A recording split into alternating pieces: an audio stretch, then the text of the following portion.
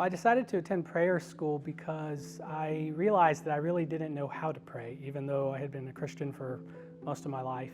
I went through a period of not really praying, first because I lost faith in God, but even after I regained my faith, I didn't have the tools I needed, and so I kind of avoided prayer.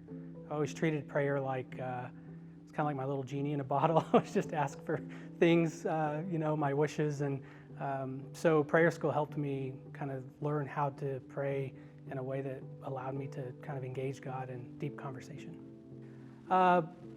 Prayer school is basically it's just a small commitment that you make on a weekend or an evening where you get to learn the different types of prayer and the rich history that our Episcopal tradition offers in terms of prayer through the Book of Common Prayer or other forms like contemplative prayer.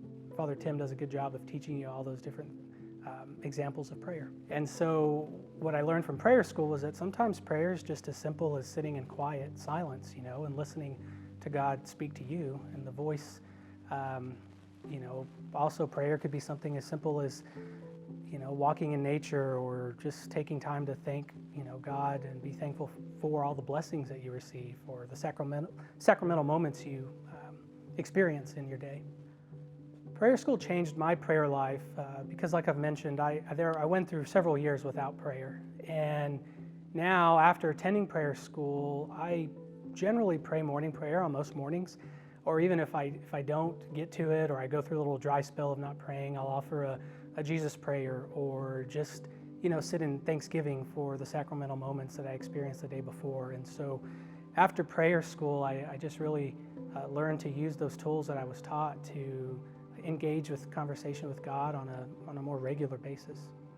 I would encourage anyone to attend prayer school, whether you feel like you're an expert at prayer or maybe you're somebody like me who didn't really know how to pray or what prayer really was, because it offers you the tools that you need to really engage in deep conversation with God, whether that's verbal communication or even just, like I said, sitting in silence and just really allowing yourself to enter that sacred space, because prayer is prayers are our way that we engage not only with our day-to-day activities, but really it's a way to get in touch with our community, the present community of the church and also the community through the past. We have a rich and deep history of prayer with the Book of Common Prayer, and it's just something I've really come to love. Really connects me to, our Christian ancestors, if you will.